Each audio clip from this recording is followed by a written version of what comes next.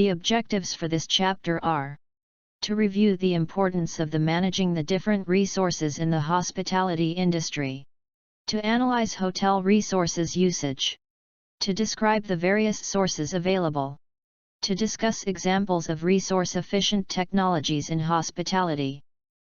The tourism industry at large is estimated to be responsible for 5% of the world's carbon dioxide gas emissions, but could be up to 14%.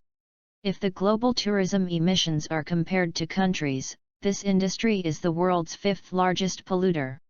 From an energy consumption standpoint, operating buildings across the planet translates into 40% of global energy used and 1/3 of global greenhouse gas emission.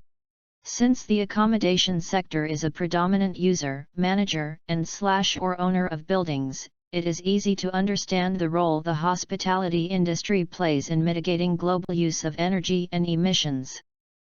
Some hospitality industry leaders understood that it makes business sense to turn operations around and appreciate the economic benefits of sound environmental practice. Hotels are among the largest consumers of energy, not only in building construction but also as establishments with complex installations, which provide guests with high levels of multifaceted comfort and exclusive amenities, treatment, and facilities. Many of the services provided to hotel guests are highly resource-intensive in energy, water, or raw materials. Although many variables may have an influence on total hotel energy use, the following set of variables are usually taken into consideration when assessing a hotel's energy performance. Hotel service standard and comfort level.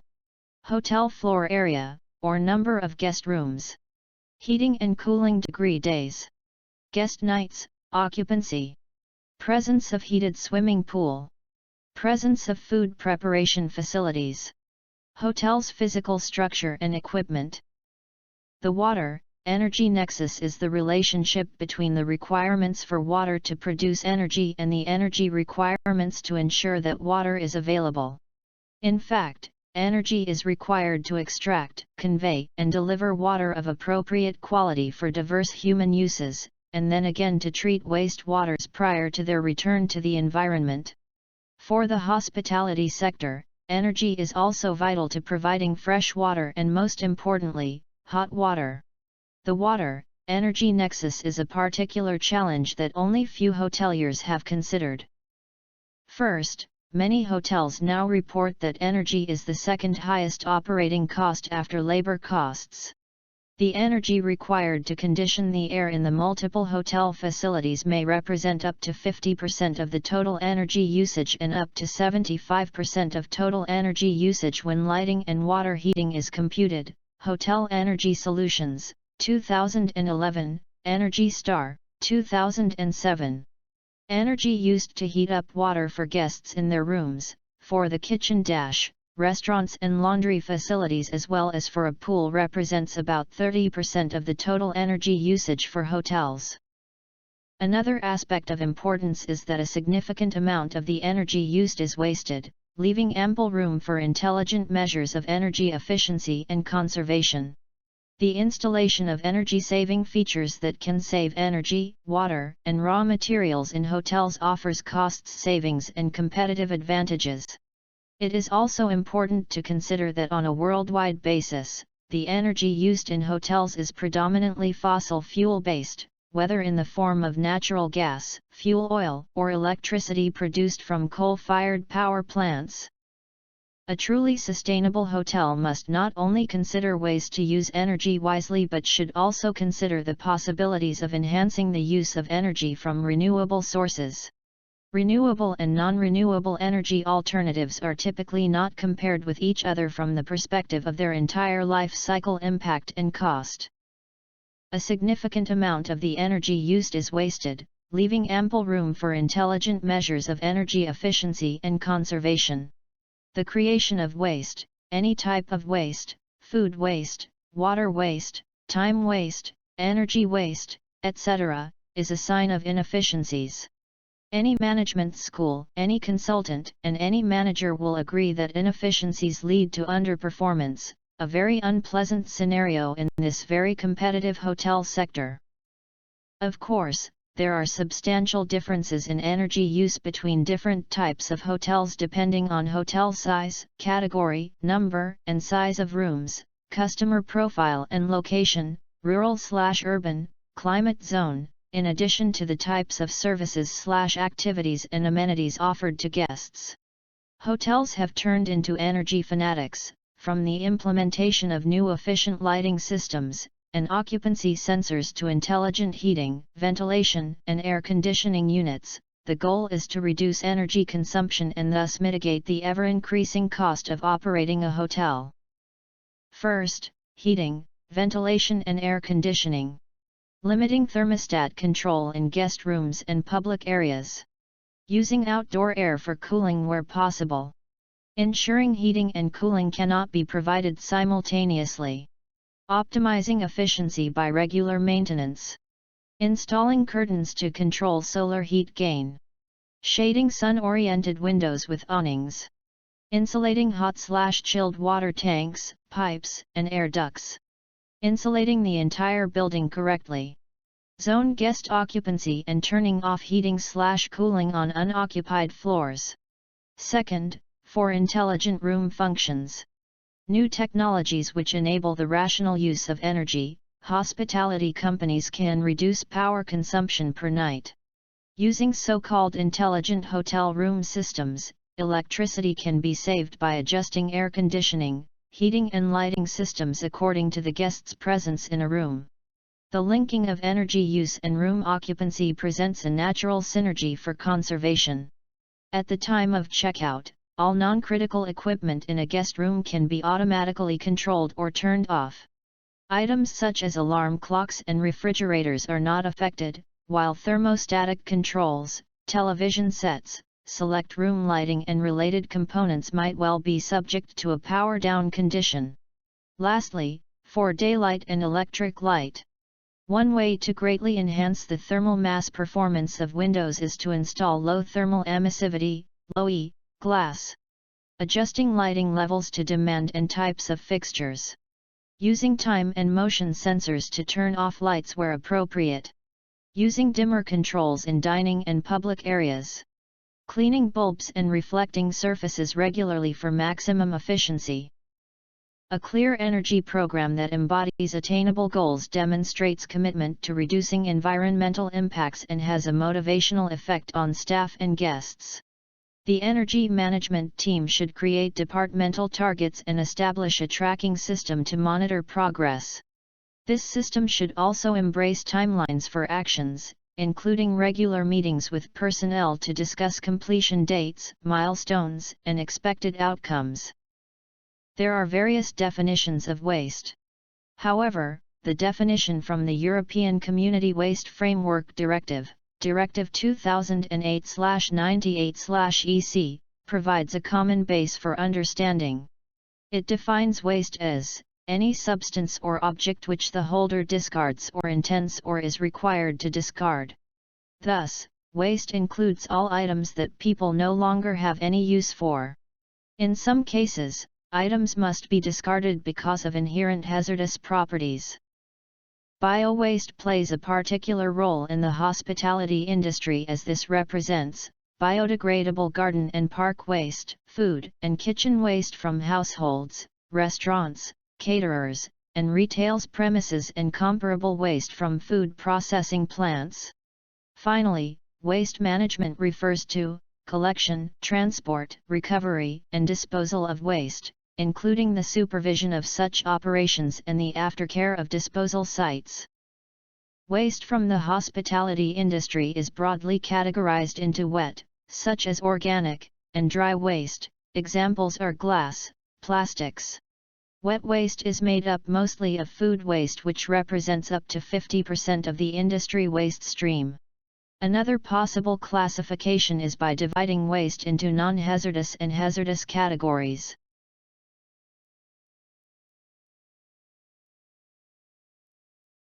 On a global scale, the Food and Agriculture Organization of the United Nations refers to food loss and food waste. Food loss refers to the waste of resources used in production such as land, water, energy, and inputs, increasing the green gas emissions in vain. On the other hand, food waste is wasted throughout the supply chain, from initial agricultural production down to final household consumption. In the hospitality industry, food and beverage operations account for a substantial amount of waste as shown in and related costs. One way to categorize the waste is to consider 1. Pre-consumer, 2. Post-consumer, and 3. Packaging and operating supplies, although only 1 and 2 are, strictly speaking, food waste categories as described here. Pre-consumer waste. Pre-consumer waste is defined as being all the trimmings, spoiled food, and other products from kitchens that end up in the garbage before the finished menu item makes it to the consumer. Post-consumer waste, any rubbish left once the customer has consumed the meal. Packaging waste and operating supplies, especially in the form of plastic that cannot biodegrade naturally, as with anything used to hold food coming into the kitchen and going out. Operating supplies encompass every other piece of material used that becomes waste in a food service operation, such as cooking oil and light bulbs. Another method to categorize food waste in hotel, catering or restaurant operation is to use the terms 1. Avoidable food waste, and 2. Unavoidable food waste.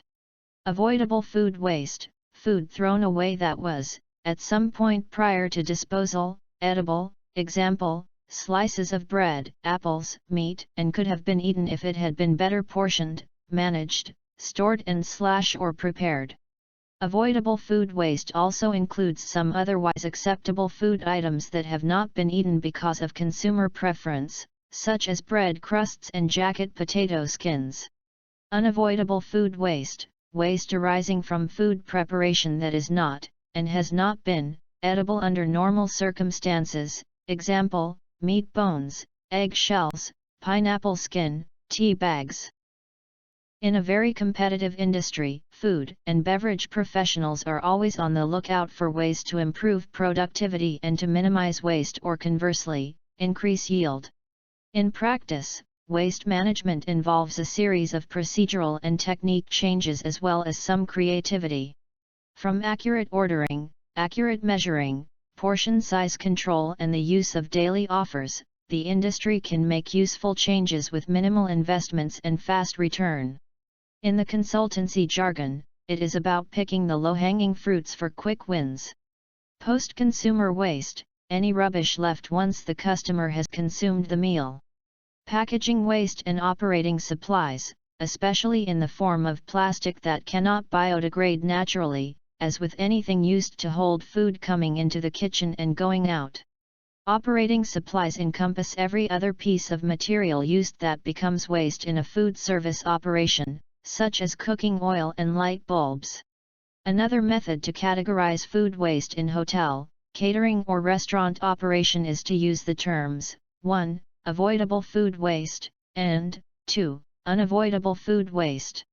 Avoidable food waste, food thrown away that was, at some point prior to disposal, edible, example, slices of bread, apples, meat, and could have been eaten if it had been better portioned, managed, stored and/or prepared.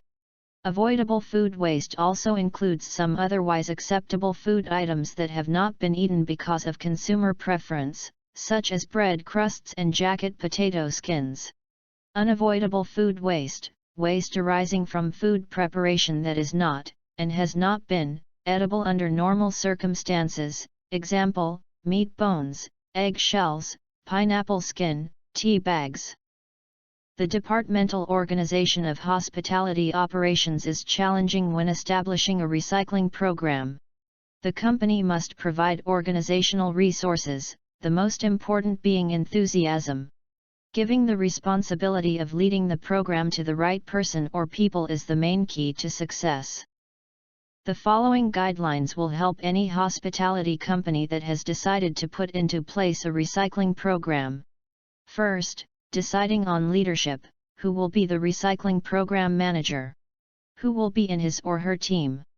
This person might already have a position in managing operations, essentially the person must be an organizer and an enthusiastic communicator who can win support throughout the business.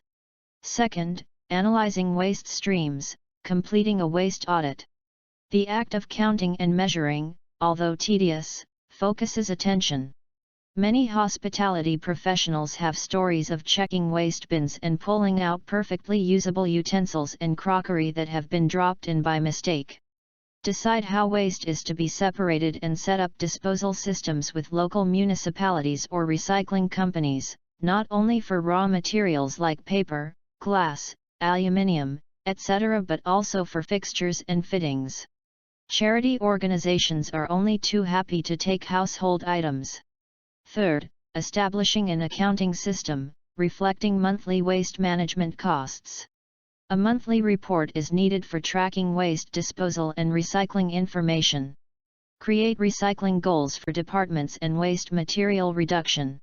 Organize projects and activities that involve the personnel and that incidentally bring positive publicity to the establishment. Fourth, involving the team. Build ownership by involving employees at all stages of the program. Post the goals on bulletin boards so all employees are informed. And the last, closing the loop, that is to say, approaching problems and making decisions in a circular, cradle-to-cradle approach. Recycling programs need evaluation periodically and refinement if goals are not being reached. Most recycling programs need stimulation from caring members of staff. Sustainable development is based on 3 pillars: 1. Social, 2. Economic, and 3. Environmental. Water as a resource plays an important role in the progress of those 3 pillars in any society. Social. On the social pillar, water supply is critical for a family's health and social dignity. UN Water, 2015, p. Access to water is of extreme importance when it comes to increased productivity in agriculture and improved health, which leads to a reduction of health costs. It is also important to remember that access to safe drinking water is a human right. The 2010 Resolution 64/292 from the United Nations General Assembly explicitly recognizes the right to safe and clean drinking water and sanitation as a human right that is essential for the full enjoyment of life and all human rights.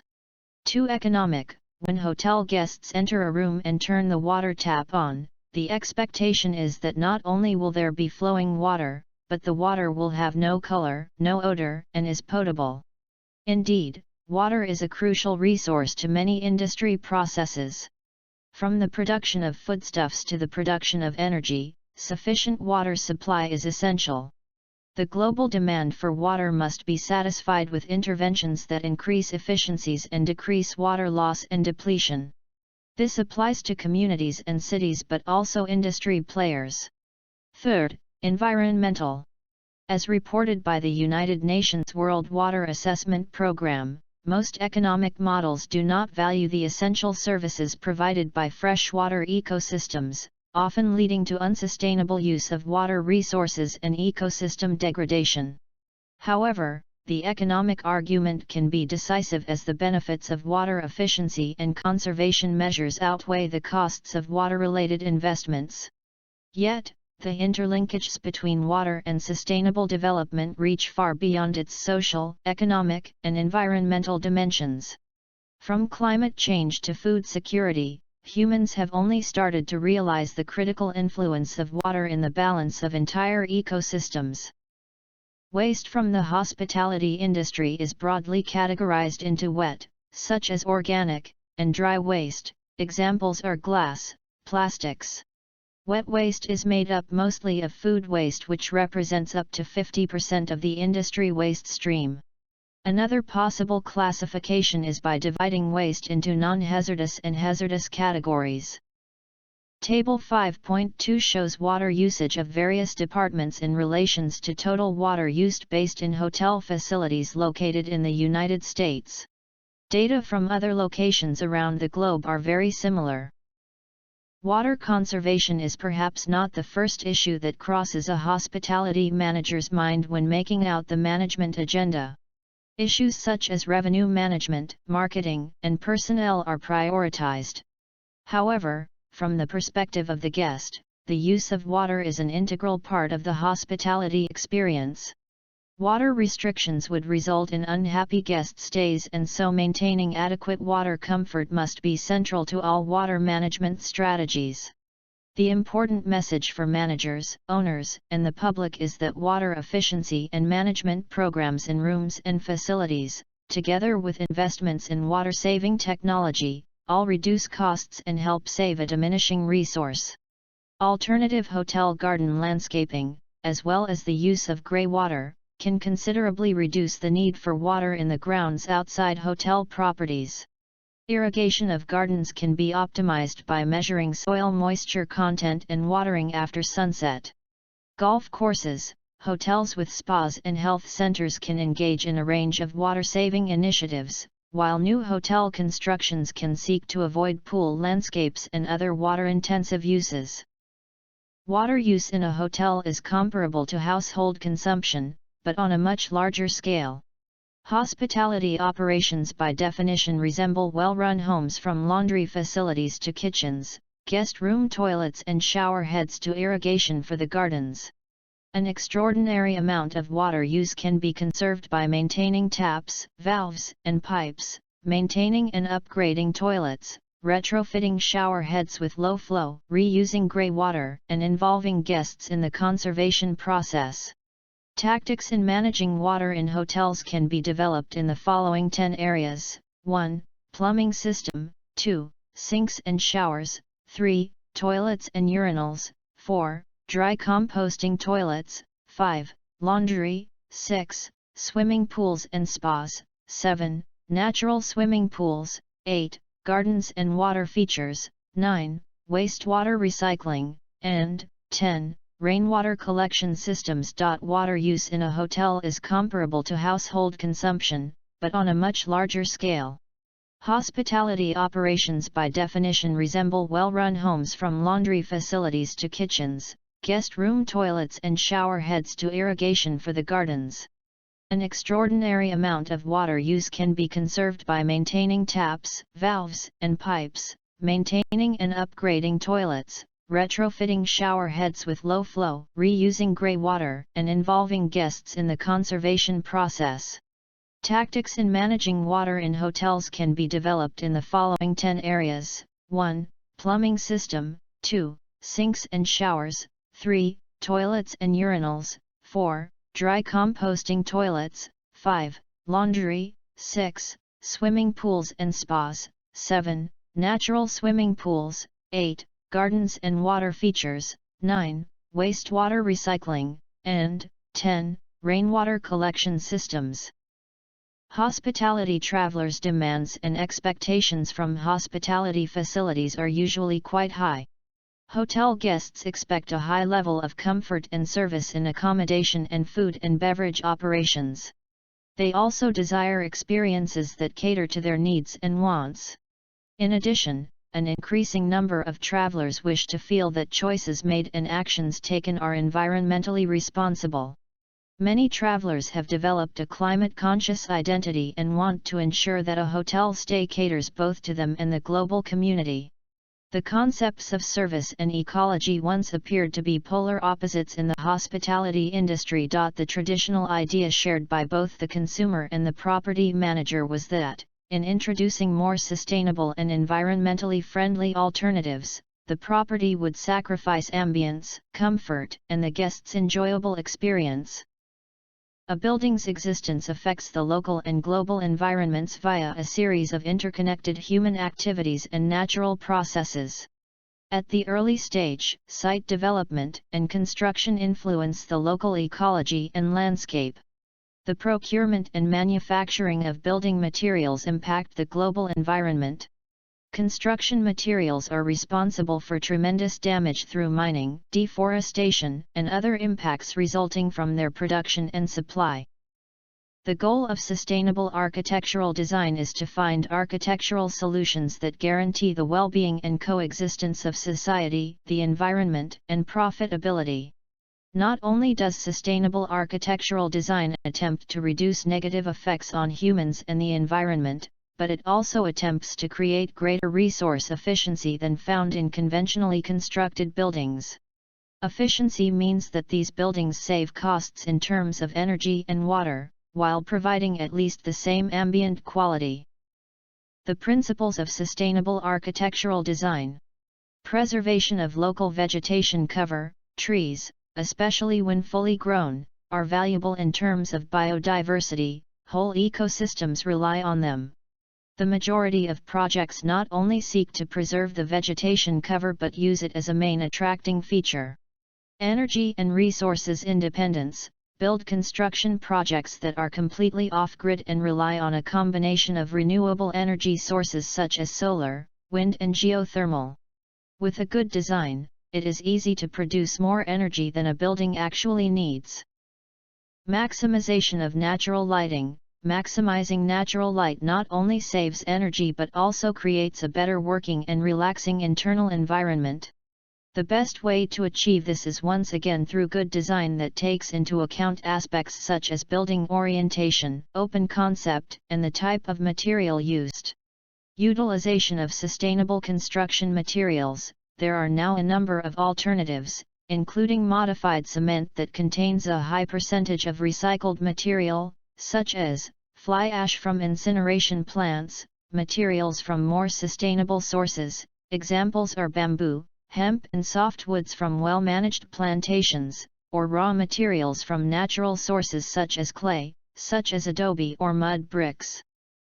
Food crisis. Global hunger reduction continues where undernourishment has fallen over the past 2 decades, but about 805 million people are estimated to be chronically undernourished. In the past, food price increases tended to be almost exclusively driven by drought weather conditions. Such events were always disruptive but eventually came to an end. Unfortunately, today droughts are exacerbated by trends that are both elevating demand and making it more difficult to increase production, among them, a rapidly expanding population, crop withering, temperature increases and irrigation wells running dry. Taking into consideration that sustainability implies the use of resources at rates that do not exceed the planet carrying and replenishing capacity.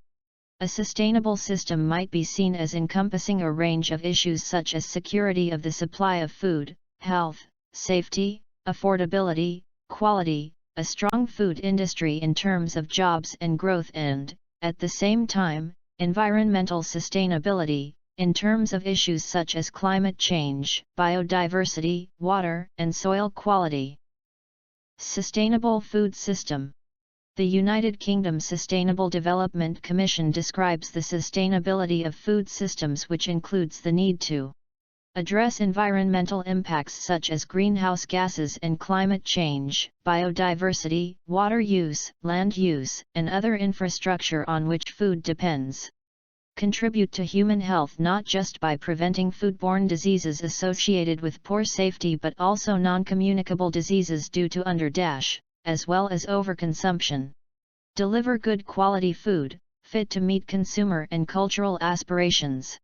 Embody appropriate social values such as fairness and animal welfare. Provide decently rewarded employment across the supply chain, with skills and training. Improve the above through good governance. Sustainable food system.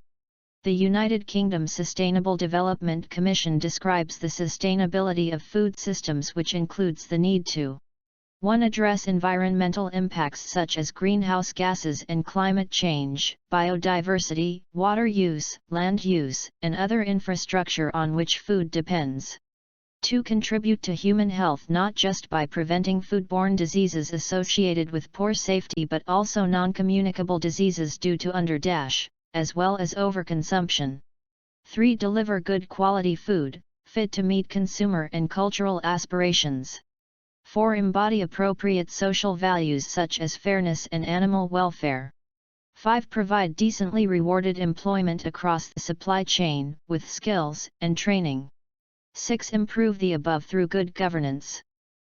More on local, organic, and fresh Consumer demand for local, organic, and fresh foods both in shops and restaurants continues to grow, and the huge multinational corporations that stock supermarket shelves and restaurant inventories are currently obliged to re-engineer their food offerings. This changing consumer landscape is contributing to changes in the food we all eat. Technology and food. While technology is more prevalent in coffee shops and fast casual restaurants, it is moving into full-service restaurants whose combinations of various market groups make the digital transition more challenging. A 3D food printer that lays down liquid versions of foods would have deep implications for sustainable kitchen management, not least because there would be no preparation of fresh ingredients and therefore no food waste.